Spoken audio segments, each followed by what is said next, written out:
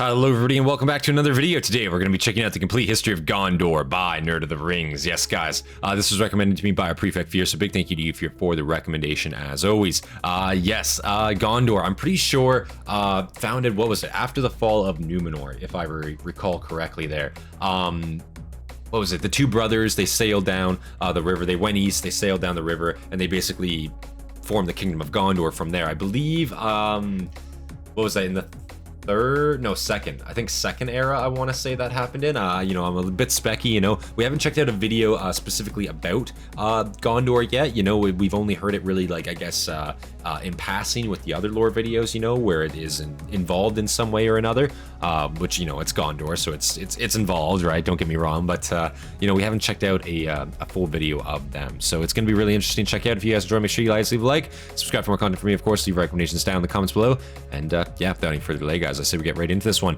We're already liked up, captions should already be on, quality 1440p, yeah, we'll take it, full screen, and let's get it, guys. It is one of the greatest and longest lasting realms of men in all Middle-earth. Rising from the ashes of Numenor, it would survive war, plague, and turmoil for over 3,000 years before finally seeing the return of the king. Right. Today on Nerd of the Rings, we covered the history of Gondor. After the downfall of Numenor, the 5 ships of Isildur and Anarion were brought to the southern lands of Middle-earth, while their father Elendil and his 4 ships were taken north. In 3320 of the Second Age, the brothers continue their voyage up the Anduin River, landing in the heart of the new realm they would build, Gondor. While known as a great kingdom in later days, Gondor was initially subservient to Elendil's northern kingdom of Arnor. Isildur and Anarion rule as kings of Gondor, while Elendil rules over both realms as the High King. Isildur settles in and rules over the lands of Ithilien. He builds the Tower of Minas Ithil on the border of Gondor and Mordor as a direct threat to Sauron. Minas Ithil, meaning Tower of the Moon, is where Isildur plants the sapling of the White Tree of Nimloth, which he had saved from Numenor. Gotcha. Meanwhile, Anarion builds the city of Minas Anor, the Tower of the Sun. And of course, we've heard of that tree, and we've heard of both of these places mentioned quite a bit, for sure. Both very important places, very, very cool places too. I gotta say, like all the paintings, the landscape art, all that, right? Tolkien's universe is so fucking beautiful, man. That's the one thing you have to give him credit for. Whether you enjoy the way, I guess, like, he writes, whether you enjoy his writings. I know it's considered a little old-fashioned by some people's taste. I enjoy it, right? I enjoy the classical fantasy sense. But man, the environment is just awesome, and like the amount of artwork that comes out of Tolkien's universe too that people create, fantastic. Honestly, I have to say. Anarion builds the city of Minas Anor, the Tower of the Sun, directly to the west across the river. Between their 2 cities, the brothers established the first capital of their realm. Like, that looks crazy. The capital city is known for its beauty and has great stone bridges going over the river Anduin. Aside from the great craftsmanship shown in the construction of these 3 cities, the early Gondorians were also responsible for some of the most iconic monuments and buildings in all Middle-earth. The Second Age Gondorians constructed the Tower of Orthanc, made of unbreakable black stone. Another great black stone is one Isildur brings from Numenor, the Stone of Erech, upon which the King of the Mountains swears an oath that he will one day break. Gondor also builds a fortress within its realm of Calinarthon at Aglarond, also known as the Glittering Caves, with other wonders to follow. I love this artwork, man. Wow. Among these great cities and fortresses are spread 4 of the 7 Palantiri, rescued from the fall of Numenor. Isildur and Anarion place 1 in each of their cities of Minas Anor and Minas Ithil. They place 1 in the capital of Osgiliath, and 1 is stationed in the Tower of Orthanc at the northern border of their realm. Among the citizens of this newly formed kingdom are men of Numenor who already lived in Middle-earth. These people, many of whom were among these gigantic motherfuckers, partially of Numenorian descent, lived in long-held Númenórean colonies like Belfalas and Pelargir. The nobles of Belfalas were given a hereditary princedom, from which we would eventually get Imrahil, the prince of Dol Amroth. Despite its role as the lesser kingdom, Gondor is, from the very beginning, more powerful and populous than the northern Arnor. Though soon enough, Gondor would have to look north for aid. Shortly after the cities of Minas Anor, Osgiliath, and Minas Ithil are finished, the fires of Orodruin awaken, signaling the return of Sauron. Being survivors of Númenor, the Gondorians were aware of Sauron from his time on the Island Kingdom, though this was their first proof that he had survived the destruction. From this moment onward, the men of Gondor refer to Orodruin as Amon Amarth, or Mount Doom. In 3429, Sauron begins... So that was kind of like the first, telling the first bit of proof that Sauron actually was still alive and kicking after what happened on Númenor. Damn, okay, interesting. And again, I just want to recall, right? I'm pretty sure Rings of Power kind of shows that time period, right? Kind of shows all that going down. I haven't seen it. I'm pretty sure it kind of shows that happening. Where it's like, oh, who's the deceiver? And it's it's obviously fucking Sauron. If you have watched anything or know anything about Lord of the Rings, you know what I mean? Whatever.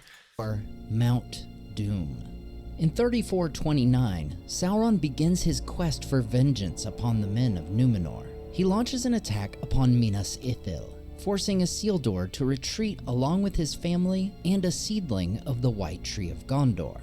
He sails down the Anduin and out to sea, before going to his father in Arnor. Meanwhile, Anarion is left to hold out against Sauron, protecting Minas Anor and Osgiliath for the next 5 years. Jesus. He will in fact succeed in driving Sauron's forces back to the Efel Dua. And he's doing this himself. As their enemy gathers reinforcements, they know they cannot hold the line indefinitely. Finally, in 3434 of the Second Age, Isildur would return alongside his father, Elrond Half-Elven, and the High King of the Noldor, Gil-galad, in the last alliance of elves and men. Anarion would join this host at the northwest corner of Mordor, where they fight Sauron's forces in the Battle of Dagorlad. While the death toll is great, especially among the Sylvan elves, the alliance is victorious and presses on to Sauron's own fortress. For the next 7 years, the Alliance lays siege to Barad-dûr. In the Man, I feel bad for the OG holding out there, because he already held for 5 years, held the fucking line, held out on his people's survival, had to await reinforcements. After 5 years, they eventually come, and now they go into fucking Mordor just to lay siege for another 7 years. Fuck, what a time that would be, and that's just kind of how sieges were back in the day too, medieval sieges. You might be at war for fucking 10-15 years of your life, assuming you see the end of it, right? I mean, in total, or your country could be at war for that long, let's say. Yeah, it's crazy to think about that, how logistics work, building up, traveling, right? Especially if you're just mostly walking, maybe horses, logistics, that type of thing. But yeah, I could definitely see 5 years to get from the north of fucking Middle Earth here to the south like that. Holy shit. And it puts into perspective too, just how big the world is, right? I don't think the movies, depending on which ones you watch, of course, do that justice, I guess, necessarily. It definitely doesn't seem like there's as much time going on in the films as there clearly is in the books in lore, right? For the next 7 years, the Alliance lays siege to Barad-dûr. In the 6th year of the siege, Anarion is struck by a rock thrown from the tower and killed. Finally, in 3441, Sauron himself comes forth from Barad-dûr. So great was his attack that he pushes the Alliance back to the slopes of Mount Doom. But there, Sauron comes face to face with the High Kings of Elves and Men, Gil-galad and Elendil. The three fight in legendary combat until all three are thrown down. In this moment, Isildur takes the hilt shard of his father's sword and cuts the one ring from Sauron's hand. No longer able to hold his physical form, Sauron's spirit flees, and the Alliance is victorious. Isildur returns to Gondor after the leveling of Barad-dûr and the destruction of Sauron's forces. With his father and brother both slain in the war, he is now in line to become the new High King. At the border of Anorion and Calenarthon, Isildur constructs a secret tomb for Elendil upon Amon Anwar. He would also plant the seedling of the White Tree in Minas Anor, in memory of his brother. Right. And after 2 years of preparing his nephew Meneldyl for rule, he leaves Gondor in the hands of its third king. Isildur departs Gondor in the second year of the Third Age, intending to take up the high kingship of both Gondor and Arnor in Annúminas. Instead, he would die after an ambush by orcs. Damn, dude. And the One Ring is lost to the Anduin. Despite the loss of Isildur, both Gondor and Arnor would grow in wealth and power for the next 800 years. Gondor's growth would only briefly be interrupted by an Easterling invasion in 492 of the Third Age. And while Arnor would eventually begin its steady decline into ruin, Gondor would continue marching to prosperity. From 830 to 1149, Gondor experiences its Golden Age, a period of rule by 4 consecutive rulers, collectively known as the Ship Kings. These kings, Taranon Falastur, Eärnil I, Kiriandil, and Kirjaher, would seek to expand Gondor's might in both military and navy. Taranon, the first of these kings, extends Gondor's realm both west and south of the mouths of Anduin. Taranon is also known as the husband of Queen Baruthiel, a black Númenorian known for being nefarious, solitary, and loveless, and of course, for her spy cats. All of which is covered in my Black Númenorians video. Okay. Taranon is the first king of Gondor to die without I'm guessing context is a very key thing there. Having years earlier cast his wife out to sea adrift aboard a ship, the crown passes to his nephew, Eärnil I. Eärnil continues the expansion of his uncle by constructing a great navy and repairing the old Númenorian port of Pelargir.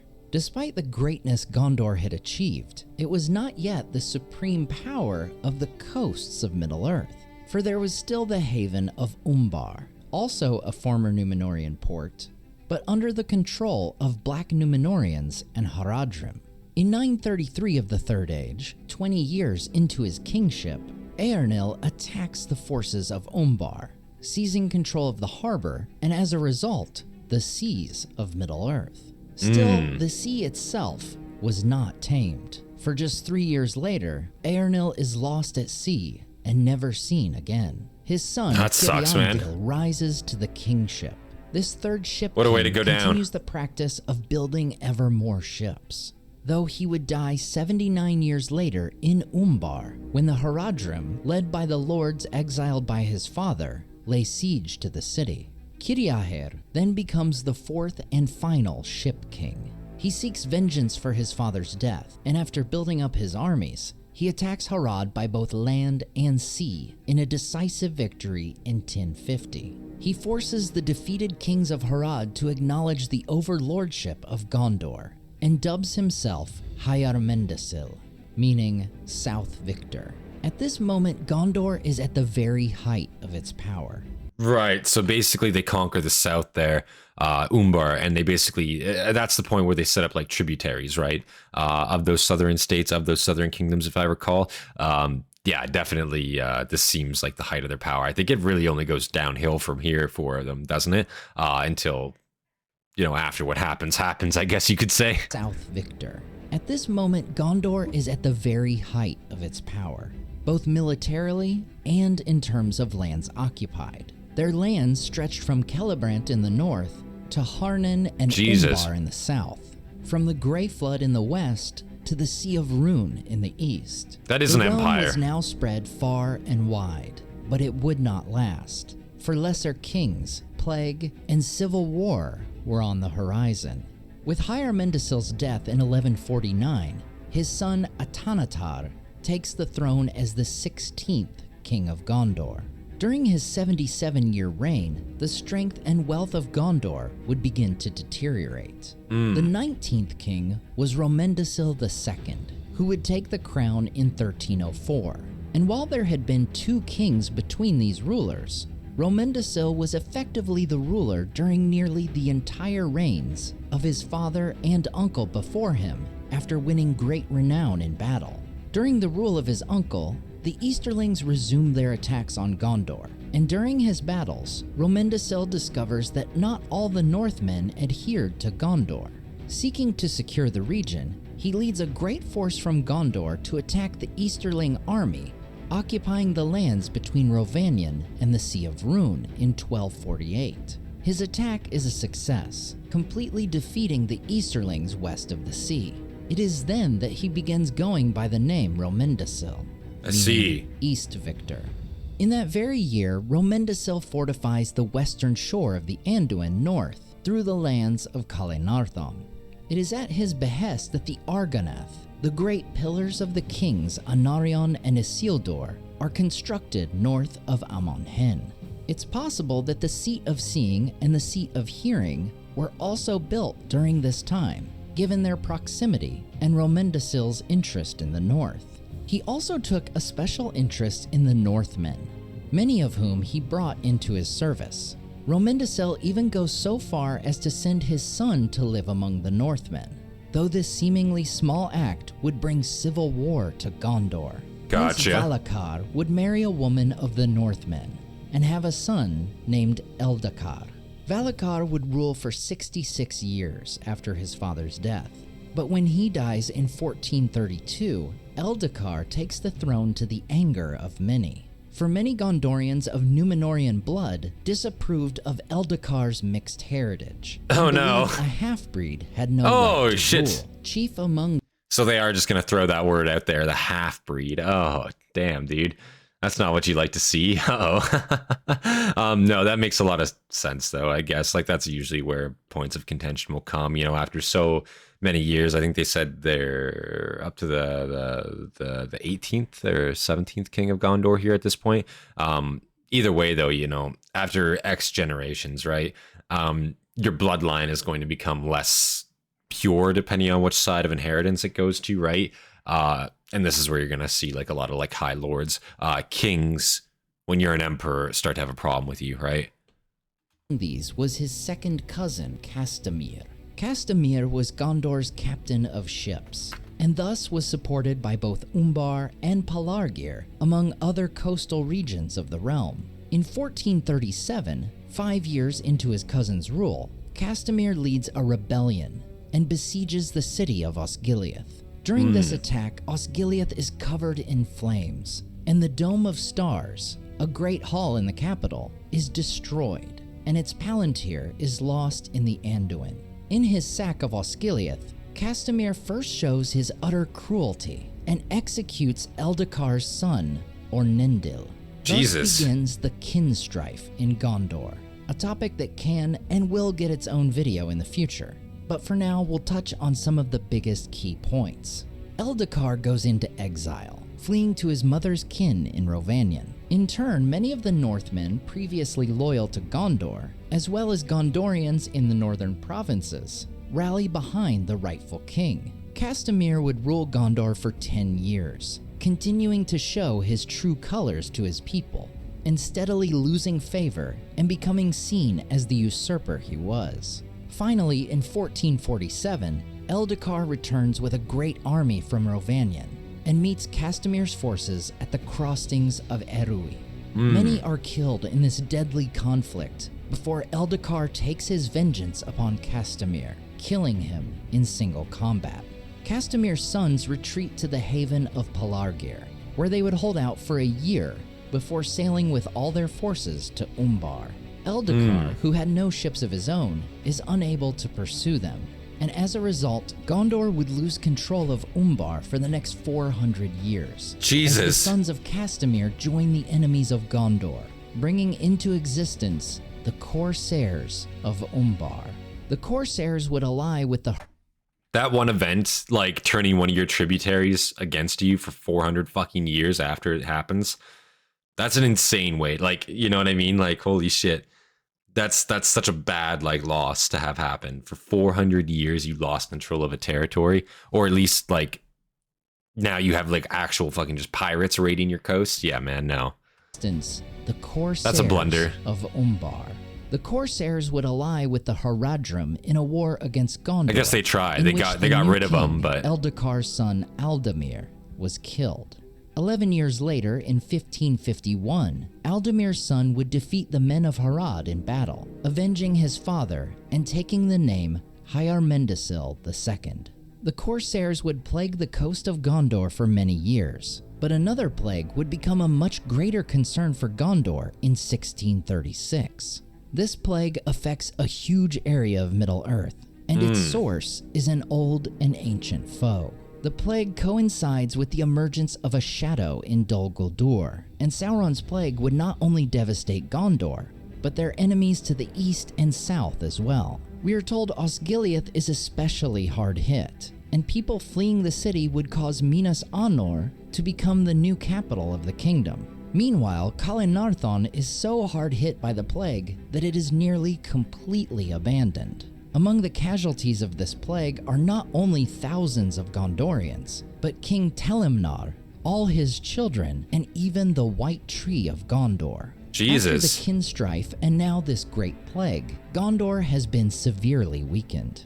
So I wonder if that plague is supposed to be like kind of like a take on like the Black Death, I guess, in a sense. Like it's supposed to be like Middle Earth's version of the Black Death, showing like, you know, a transitional period, like a dark age transition, I guess you could say. That's kind of like my take on it, I guess, because again, it really is only like downhill from here, right, for them. Kin strife and now this great plague, Gondor has been severely weakened. In 1856 of the Third Age, enemies would once again come from the east.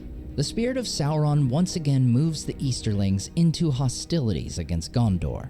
This group of Easterlings, known as the Wainriders, traveled in great fortified camps of wagons and had invaded Rhovanion. King Narmacil II leads Gondor and the men of the north in the Battle of the Plains, south of Mirkwood. The battle is a disaster. Narmacil II is killed, and the Easterlings enslave the people of Rhovanion. Some of the Northmen would escape and flee to the upper vales of Anduin in their exile, becoming known as the Eotheid. The first lord of the Eotheid warns the new king, Kalimetar, who is determined to avenge his father, that the Wainriders are preparing a raid on Calenarthon, but that the enslaved Northmen were also nearing a revolt. With time being precious, Kalimetar leads an army north, drawing the Wainriders south to meet them at Dagorlad. As the battle seems in doubt, Kalimetar's secret cavalry crosses the Undeeps, meets up with the Eotheid riders, and arriving at the battle, assure their victory. Between the battle and the revolt in Rhovanion, the Wainriders are driven back to the east. In 1940 of the Third Age, after many centuries of operating independently of one another, King Ondoher of Gondor meets with King Arafant of Arthedain, a splinter kingdom of the former Arnor. They realize that the wars and plagues and misfortune they've experienced are no mere coincidence.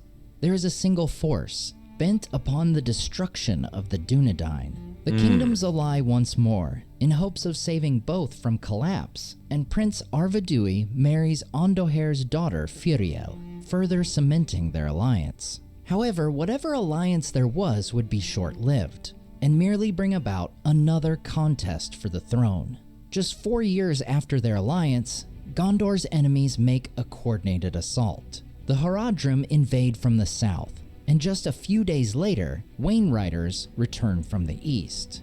Ondoher's distant cousin, Eärnil II, leads an army south, while Ondoher leads an army north to meet the Wainriders. The chariots and horsemen of the Easterlings wreak havoc upon the king's guard, and Ondoher and both his sons are killed in the disaster of the Morannon.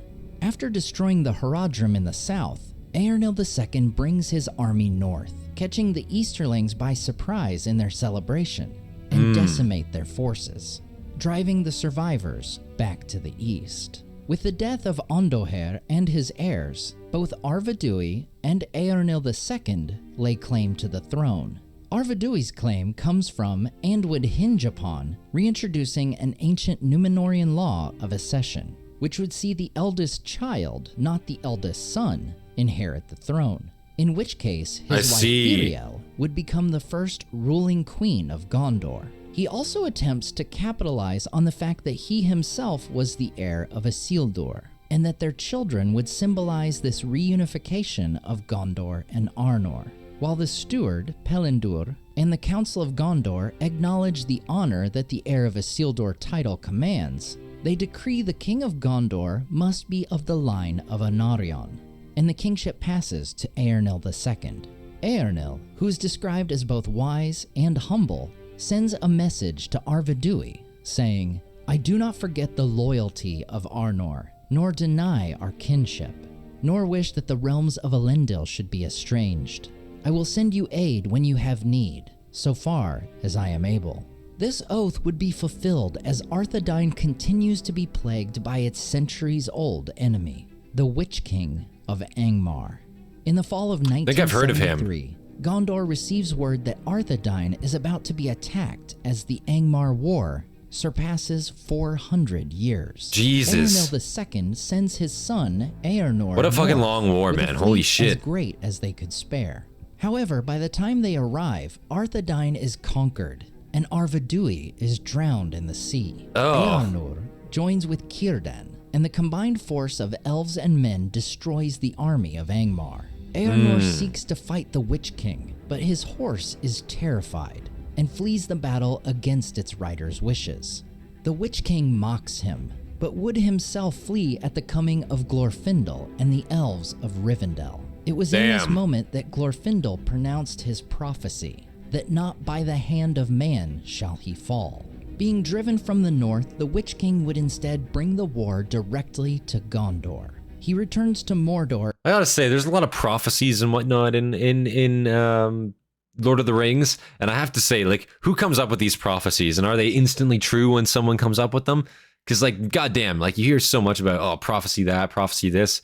Is it just some estranged motherfucker just like making it up, you know, and then everyone being like, oh my God, he's right, you know, that's how it is. Like, I don't, you know, can't disagree, you know, or is it actually like, you know, there's a reason why that prophecy come to be, you know what I mean? I'm actually curious, you know, is it just like the case of if like somebody believes it, then everybody kind of believes it, or is it, is there an actual like, you know, this is for sure the way it has to be because we said so, you know what I mean? Like, I don't know. Somebody let me know. The King would instead bring the war directly to Gondor. He returns to Mordor in 1980 and rallies the other 8 Nazgul to him. 20 years later, they lay siege to Minas Ithil, and in 2002 of the Third Age, they sack the city and take control of its Palantir and remake the city to a place of unspeakable evil. This once great city of Isildur is occupied by foul creatures and comes to be known as Minas Morgul, Tower of Dark Sorcery. This leads many Gondorians living in Ithilien to flee, depopulating the lands east of the river. After his father's death, Eärnur ascends to the throne in 2043. After his coronation, the Witch King sends him a challenge to single combat, while reminding him of his disgrace of seeming to flee the battlefield in the north. Fortunately, the steward, Mardil Voronwe, convinces the king not to go. However, 7 years later, in 2050, the Witch King renews his challenge, and this time, the king would accept. He sets his crown upon his father's lap in the Houses of the Dead, and with a small escort of knights, he rides across the river and past the gates of Minas Morgul. None of the company would ever be seen again. Jesus. After the childless King Eärnur is killed by the Witch King in Minas Morgul, it is believed the line of Anarion has failed. No one with any tangential claim to the throne would come forward, for no one wanted to risk another kin strife. At this time, Gondor is far from its previous heights, and another kin strife would likely have destroyed the realm entirely. Thus, the rule of Gondor passes to the line of the stewards. Mardil Voronwe, the steward who attempted to dissuade Eärnur from marching to face the Witch King, becomes the first of these ruling stewards in 2050 of the Third Age. Out of respect for the king's position, the stewards would never sit on the throne of Gondor, but in their chair of black stone placed below it. They would also never wear a crown, but simply hold a white rod, a symbol of their position. Upon being sworn in, each steward pledged I see. So they kind of went from a more like dictator, like hierarchy, or I shouldn't say it like that. They went from like a more monarchy based system to kind of like an oligarchic system, right? Where instead of like there's a leadership at top, I say dictatorial because it's still like one leader at the top until his death, right? I guess it'd be imperial in that case, right? Because it would be imperial would be the case of leader dies, their son, right, their family member takes the throne, which is what it is, rather than dictatorial where it's like there's an election for who's leading the country for life kind of thing, I guess, election, quote unquote, right? Yeah, no, so I guess they're kind of like an oligarchic society now. That's very interesting. That seems pretty progressive as far as Lord of the Rings is concerned, right? In terms of like the governance of like communities of like kingdoms at this point. Damn. A symbol of their position. Upon being sworn in, each Stewart pledged to hold rod and rule in the name of the king until he shall return. Hold my rod to the king. Respected, it is not believed the latter portion of this pledge will ever come to fruition. There were none in Gondor descended from Isildur's direct line, and by this time the northern realm of Arnor was wiped out, the sole remnant being the relatively small group of Dunedain Rangers. The rule of the stewards would actually begin rather well. Mardil is said to have ruled with a steady hand, which is how he earns the moniker Varonwe, meaning the steadfast. Unfortunately for his descendants, their rule would coincide with the period of time known as the Watchful Peace. During Mardil's rule, in 2063 of the Third Age, the wizard Gandalf the Grey went to Dol Guldur to investigate the shadow growing there. Not ready to reveal himself, this necromancer flees, and for nearly 400 years, Gondor and much of Middle-earth would have peace. While Sauron goes to the east, where he would work to corrupt the men of that land, his Nazgul look inward. Rather than plan attacks, they would instead prepare for Sauron's return, giving Gondor a respite from war. However, Gondor would use this opportunity to strengthen its borders with Mordor and Minas Morgul. Hador, the seventh ruling steward, is recorded as the last of his line to have a lifespan of a Dunedain, living to 150 years. At this point, the blood of Numenor waned, and the lifespan of the stewards would shorten closer to that of normal men. Right. The Watchful Peace comes to an end in 2460 of the... I was going to say again, like after this amount of time, right? Like, yeah, like that Numenorian blood, that pure blood, you know, it's wearing off, right? Like they lived for a lot longer, you know, they were a lot physically stronger, a lot taller, and now it's just kind of like normal human levels because of, you know, the fact that there aren't many Numenorians left. Like, they had to interbreed. They had to obviously mix with like the local humans that were in the area, right? That's all you really can do. They were colonies, and that's all that was left of their civilization, right? Initially, so damn. That of normal men. The Watchful Peace comes to an end in 2460 of the Third Age, during the rule of Denethor I, not to be confused with Denethor II, who we'll meet nearly 500 years later. 15 years after Sauron returns to Dol Guldur, a new menace would be unveiled, the Uruk-hai. Unbeknownst to their enemies, the lords of Minas Morgul had bred this new race of orc. Faster, larger, stronger, and smarter than typical orcs, the Uruk-hai could travel in daylight without being weakened. They are unleashed from Mordor and conquer the lands of Ithilien, and sack the city of Osgiliath. Denethor's son, Boromir, leads the Gondorian forces in driving Uruks out of Osgiliath, reclaiming the once great capital. However, this would be the final blow to the city. Already damaged and depopulated starting with the earlier kin strife, Osgiliath is completely abandoned after the attack by the Uruk-hai. Yeah, no one left. Boromir would succeed his father as steward in 2477 of the Third Age. And while he had previously won back Osgiliath, the steward would have to fight several campaigns to win back the lands of Ithilien from the orcs. While he would eventually... Very interesting how their stewards are also military commanders, right? They're also generals on the field of battle. You'd almost think they would be against that, right? In a sense, just from like the whole perspective of leadership, right? You know, if each steward is supposed to have an equal sitting on this council, and now suddenly one is granted an army over the others, right? you can definitely see how like a power struggle could maybe emit from that, you know, in a sense. I think that was the problem with like Rome, for example. That was a big issue. Damn.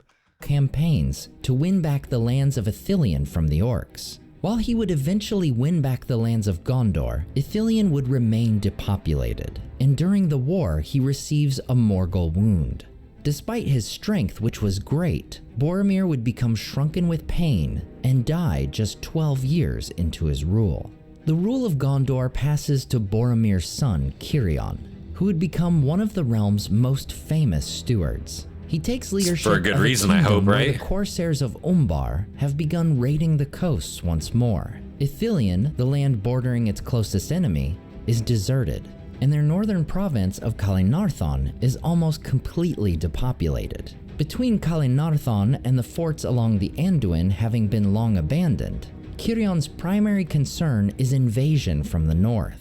He sends out spies so that he may be informed of any coming threats, and his men return with dire news. A new group of Easterlings has emerged, the Balcoth. Likely descended from the Wainriders, the Balcoth were under the shadow of Dol Guldur, and using a large number of wagons, they were making their way westward. In the spring of 2509, Cirion receives word that hosts of these men are mustering along the southern border of Mirkwood, preparing to invade Gondor. Desperate for aid, Cirion sends out 6 volunteer riders to seek out their old allies, the Eotheid, from the far north. Of the 6 riders, only one would survive the 950-mile journey. That's kind of Boromir crazy. delivers the Red Arrow, a symbol of the dire circumstances and a call for aid, to King Eorl the Young. Knowing the chances of word reaching the Eotheid were slim, and not knowing how they would respond, Cirion musters as great a force as he is able. He personally leads the army north to meet this new foe. However, the Balcoth cross the river Anduin and overpower the Gondorians, driving them north over the Limelight River. A bad situation gets worse as orcs descend from the Misty Mountains, pinning Cirion against the Anduin. In this moment, when hope was lost, there was a sudden sounding of horns. The riders of Eorl had come. The Eotheid turned the tide of battle, driving the enemy. So those are, wait, just out of curiosity, right? These are the Misty Mountains. That's the Lonely Mountain from the Hobbit, right? Correct? That's where that whole party, right? This is kind of like where the Hobbit takes place, if I'm not mistaken. This area here, or at least like the later films, right? And then they come from the west, right? Hobbiton's over that way. Damn. Okay. Yeah. He's away. Sorry, I just noticed it. Balcoth across the fields of Calinarthon. 3 months later, Eorl comes to the Mering stream at the request of Cirion. Since the Battle of the Field of Celebrant, Cirion had cleared the path to Amon Anwar. Cirion offers Eorl all the lands of Calinarthon and for their people to live in perpetual alliance with one another. Eorl accepts, and their 2 parties ascend the hill, where Cirion reveals the secret tomb of Elendil. With his own son Halas, 2 counselors of Gondor, and the Prince of Dol Amroth as witnesses, Cirion pledges his bond with Eorl and his people.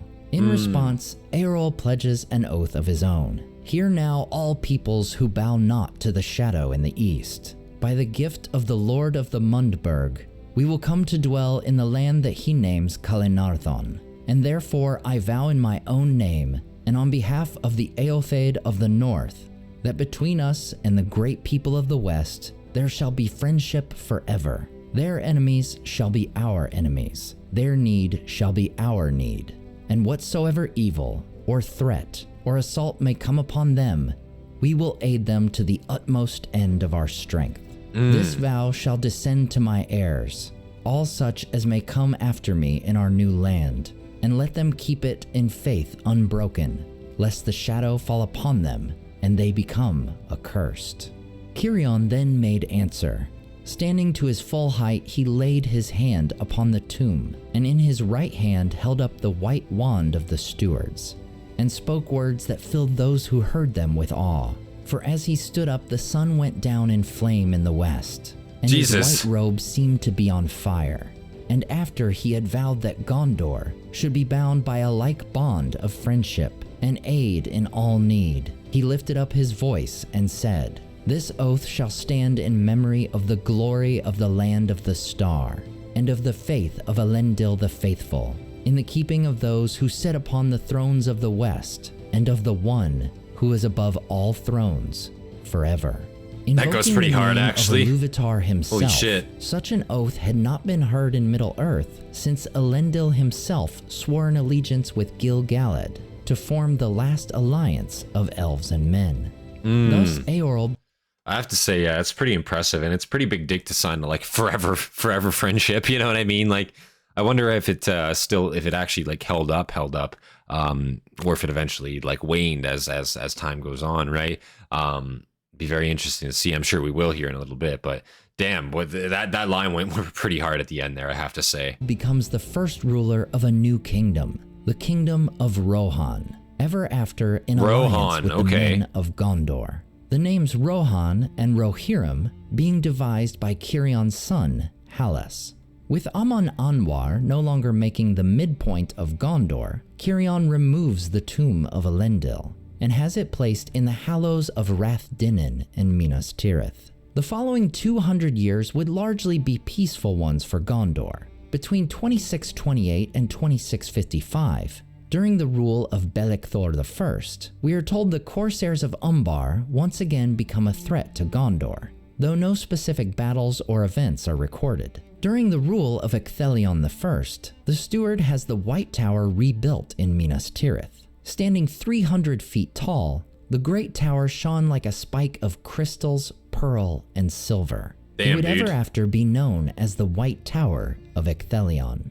The oath between Gondor and Rohan would be called upon multiple times over the coming centuries, though it would not always be answered. In 2710 of the Third Age, King Daor of Rohan would request the aid of Steward Elgamoth when Dunlending seized control of the Ring of Isengard. However, this came in a period of renewed war with the orcs, making Gondor unable to answer the call. Elgamoth's son Beren would spend much of his rule fighting the Corsairs of Umbar. During the long winter of 2758 to 2759, Gondor is assailed by 3 great fleets from Umbar and Harad, along the Gondorian coast as far north as the mouth of Isen. The northernmost of these forces joins with the Dunlendings in attacking King Helm Hammerhand's Rohan.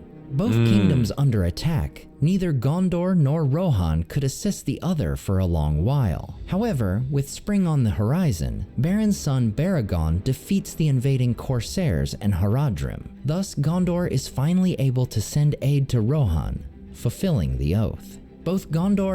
So it's not that they like didn't fulfill the oath out of like spite or like, you know, mistrust or whatever other have you. It was literally just a case of like they're both under like heavy engagement at the same time and aid just simply cannot be sent. Like, you know, there are too many forces tied up, whatever have you. That's understandable. You know, I don't feel like anyone can be blamed for that necessarily. Is finally able to send aid to Rohan, fulfilling the oath. Both Gondor and Rohan would survive these attacks, though Rohan's capital of Edoras was under enemy control for much of the winter. In the aftermath, Gondor is visited by one of the Astari. The wizard Saruman comes to Beren and requests permission to dwell in Isengard. Beren gladly agrees to having a wizard ally on the northern border of Rohan and gives him the key of Orthanc. Saruman by this time had already been seeking his own benefit, having researched much of the Rings of Power and deducing that one of the Palantiri remained in Orthanc. During the rule of Beren's son, Baragond, Gondor would once again be troubled by orcs. However, these orcs were not from Mordor. Instead, they were orcs fleeing the Battle of Azanabalzar, the climactic fight in the War of the Dwarves and Orcs. They take up residence in the White Mountains, and many battles would occur between men and orcs before the latter are destroyed. Still, Baragond's rule is largely a positive one, as Gondor begins to recover some of its strength. With the blood of Numenor still dwindling in the line of the stewards, Baragond's son Belecthor II is the last to live to 100 years old. Upon his death, the White Tree of Gondor also dies. However, the people of Gondor would leave it standing until the king comes. In 2882, Torren II becomes the 23rd ruling steward of Gondor and would do much to secure the future of his realm. Ithilien was further deserted by his people due to invasions of orcs, but Torren II would not forsake these lands. Maybe I misunderstood. Maybe like it's not an oligarchic like government type. Maybe like straight up, like it's a steward, a single steward is like elected in a sense. I thought it was like a council of stewards. I thought I got that impression. Maybe I'm wrong. Somebody let me know specifically. I don't want to like misspeak on that too much. Due to invasions of orcs, but Torren II would not forsake these lands. He builds secret refuges for his soldiers in Ithilien so that they could combat this threat. The longest guarded and manned of these outposts was Henneth Anun, the very cave Faramir would take Frodo and Sam over 130 years later. But the greatest threat during Torren II's rule would come from the south. Ever since the Kin strife, the lands of Horondor, also known as South Gondor, were a debated land between the Corsairs of Umbar and the Kingdom of Gondor. By the time of Torren II, the Haradrim occupied South Gondor, and from there in 2885, they would launch an invasion of Ithilien with great force. Fortunately, King Folkwyne of Rohan would fulfill the Oath of Eorl and sends many Rohirrim to Gondor. Thanks to the assistance of Theoden's great-grandfather, Gondor succeeds in defeating the Haradrim. Still, with this invasion, Gondor completely withdraws its people from Ithilien. The only ones remaining in the realm are the Rangers of Ithilien, soldiers left to harass the forces of their enemy as they could. Around 2900 of the Third Age, Torren II would also refortify the river island of Caer Andros to protect Gondor from the north. The rule of Torren's son Turgon would be largely peaceful, but for one notable occurrence. In 2951, 10 years after being driven from Dol Guldur by the White Council, Sauron declares himself openly in Mordor and begins rebuilding Barad-dûr. Just 2 years later, look how he just straight out comes up and says it. Ecthelion II becomes the 25th ruling steward of Gondor. Ecthelion II is known for his wisdom and used all his power to strengthen Gondor in the face of a resurgent Sauron. He would strengthen both the haven of Pelargir and Caer Andros. He would encourage worthy men from both within Gondor and without to enter into his service in exchange for ranks and reward. One stranger who comes into the steward's service is a man named Thorongil, who had previously served King Thingol of Rohan. Ecthelion grew to love Thorongil above all others, possibly even his own son, Denethor II. Denethor grows bitter toward Thorongil, and much of their council was in opposition. Thorongil advised Ecthelion to not trust Saruman in Isengard, but to instead turn to Gandalf the Grey. Thorongil advises the steward that the Corsairs of Umbar, the long-held enemies of Gondor, would prove a great threat to the southern fiefdoms if Sauron were to turn to open war. Ecthelion permits Thorongil to launch a surprise attack on the haven of Umbar, which severely damages the Corsair fleet. Thorongil could have then returned to Minas Tirith with great honor, but instead sends a farewell message to Ecthelion, for other tasks now called him. What other tasks? So what the fuck? would indeed return to Minas Tirith nearly 40 years later. 40 years? This descendant of both Isildur and Anarion would return under his rightful name. Aragorn, son of Aragorn. Holy fuck. One who is not sorry to see Thorongil disappear is Denethor II, who takes his role as 26th ruling steward wrong setting. 4 years later in 2984. Denethor and his wife Finduilas, the sister of Prince Imrahil of Dol Amroth, had 2 sons, Boromir and Faramir. Boromir is doted upon by his father and is interested in great deeds of battle. Faramir, meanwhile, displeased his father in both his actions and his friendship with Gandalf the Grey. While not as highly regarded by his people as Thorongil had been, Denethor proves to be a more than capable ruler. He is quiet, listens to counsel, and is wise in his rule. However, just 4 years after rising to the role of steward, his wife Finduilas becomes one of many to fall under the shadow of Mordor and dies at just 38 years old. That's sad. Overcome with grief, Denethor becomes even more grim and silent. Also weighing on the steward is the continuing resurgence of Sauron. Denethor anticipates that it will be during his time that Sauron will make his great war upon Middle-earth. Despite its dwindling power over long centuries, Gondor is unquestionably the strongest of all the remaining realms that oppose Sauron. This makes the conquest of Gondor Sauron's primary objective in the coming war. The weight of these events, yeah, and I'm sure everyone knows that, overconfidence in his own willpower, leads Denethor to gaze into the long-forbidden Minas Anor Palantir to seek knowledge. Indeed, Denethor would be successful in gaining the knowledge he sought, so much so that we are told his people wondered at him. However, Sauron, who would use his captured Ithil stone, discovers Denethor was also using one of the Palantiri. Sauron attempts to bring the Anor stone under his will, like he had done with Saruman and the Orthanc stone. However, he is unsuccessful. Denethor's strength of will, integrity, and right to use the stone wins out over even Sauron himself, though it comes at a cost.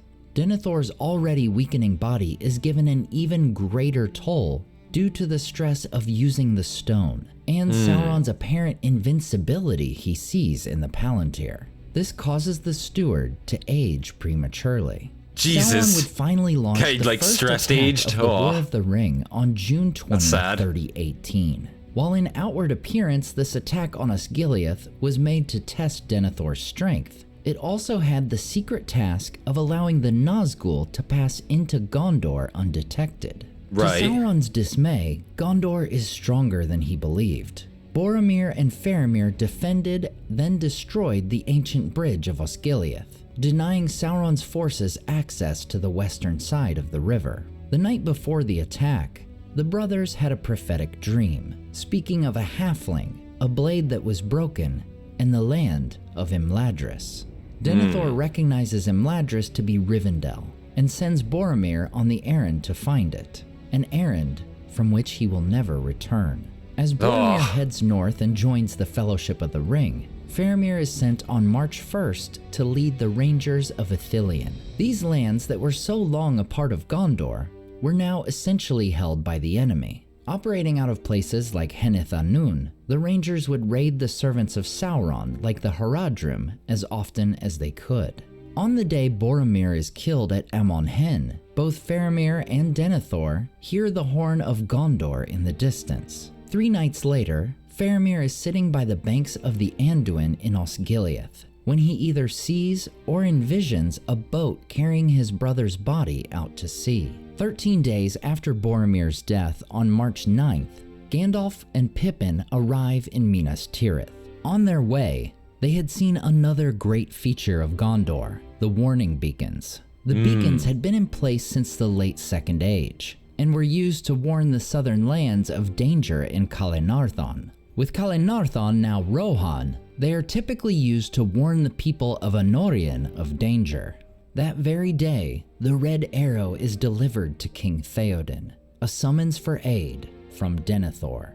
And on March 10th, Sauron sends fumes from Mordor, blocking out the sun in much of Gondor and Rohan in what is known as the Dawnless Day. Jesus. That very day, the Dark Lord sends his host from Minas. You can very easily see just how quickly shit goes down. You see the fucking the warning beacons coming up the mountain. Holy fuck. Man, shit must be going south. Hopefully they don't send that red arrow. The red arrow comes that same day. Yeah, okay, so help is needed immediately. Okay, right, Raj, yeah. Get right on that. Dawnless day. And then the fucking sun doesn't rise because there's so much smoke in the air. His host from Minas Morgul. Doesn't bode well. Under the command of Gondor's old nemesis, the Witch King of Angmar. Also on March 10th, Faramir retreats across the Pelennor fields and is saved from the Nazgul by Gandalf the White. In preparation for an assault on Minas Tirith, most citizens of Gondor are sent to flee north and west. Those remaining behind are soldiers, healers, and boys who refuse to leave. In order to reinforce the capital, 3,000 men from the southern fiefs, including Belfalas and Dol Amroth, come to Minas Tirith. We are told these 3,000 soldiers are less than a tenth of what was needed. For while the Witch King marches closer to Minas Tirith, many in the south are preoccupied with fighting the Black Fleet of Umbar. Denethor sends Faramir to Osgiliath to intercept the Witch King's army on March 11th. The following morning, Sauron's host uses secret boats to cross the river and overwhelm the Gondorians, causing Faramir to retreat to the Causeway Forts on March 13th. Learning the Witch King was on the field of battle, Gandalf makes for the Ramas Ekor, where Faramir had retreated to. Thanks to a charge by his uncle Prince Imrahil, Faramir, wounded and suffering under the black breath of the Nazgul, is saved and brought back to Minas Tirith. As the Pelennor is overrun by Sauron's forces, Denethor is overcome with grief at his son's state. He loses his will to fight and gives no more thought to the defense of his city. Jesus. Gandalf and Imrahil must take up command of Minas Tirith as the siege of Gondor begins. Your high leadership just gave the fuck up. That's not good. The hosts of Mordor dig pits and build siege weapons on the Pelennor. The Nazgul continue flying over the city, bringing despair to the soldiers awaiting the battle. The orcs launch stones into the city which burst into flame, followed by catapulting the severed heads of slain Gondorians over the city walls. Jesus. And with the morale of the Gondorians at its lowest point, the Witch King begins his assault around midnight. The might of the Wall of Gondor and the steadfastness of many of their people held out for a time against the invaders. However, the Great Gate of Minas Tirith is broken by the battering ram Grond. In rides the Lord of the Nazgul, and there is only one who stands in defiance of him, Gandalf the White upon Shadowfax. Right. And unlike Eärnur's steed so long ago, Shadowfax would not flee the Witch King. Just as the Witch King draws his blade, which erupts with flames, horns begin to blow in the distance. Rohan had come. Thus, the morning of March 15th brings the climax of the Battle of the Pelennor That looks Fields, fucking crazy, I will say. The largest and greatest of the War of the Ring. Theoden's Rohirrim strike a... Like, I just want to pause on that illustration there and just take that in for a second. Like, all the riders coming to support them, just how big this city is, just what it looks like, the scale of the siege, man. Like, this does look like a crazy siege, and you can pinch them here. Like, you're probably going to have a sally out by the defenders of the city, at least an attempt sally out to try to support these, the reinforcing element, pinch them here in between. And yeah, that could easily work very well, but holy shit, the scale of this. And you can see, like, the Nazgul up there as well, damn. The largest and greatest of the War of the Ring. Theoden's Rohirrim strike a mighty blow to the forces of Mordor.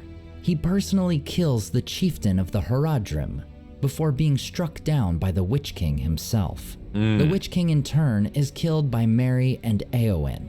While this loss is hugely demoralizing for Sauron's army, Gothmog, lieutenant of Minas Morgul, assumes command, and the Southrons charge with their Mumakil.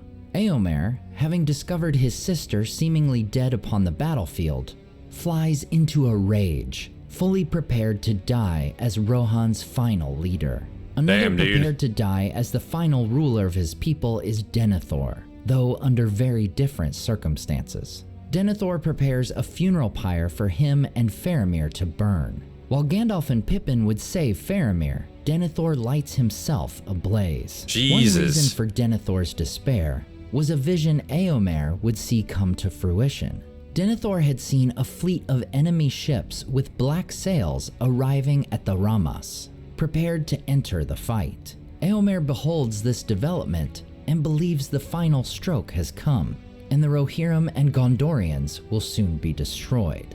However, it was not their enemy in these ships, for Aragorn, Legolas, Gimli, the sons of Elrond, and the Grey Company had walked the paths of the dead, and the dead men had driven the Haradrim and Corsairs from the Gondorian settlements and havens. Aragorn then commandeered the black ships, bringing many reinforcements from the southern fiefdoms who had flocked to the banner of the heir of Isildur, rather than Éomer being caught against... So he basically set himself ablaze for no reason. He took himself out because he misjudged who exactly was on board those ships. Damn, dude. that's fucking rough. That's not a good way to go out at all, man. Banner of the heir of Isildur.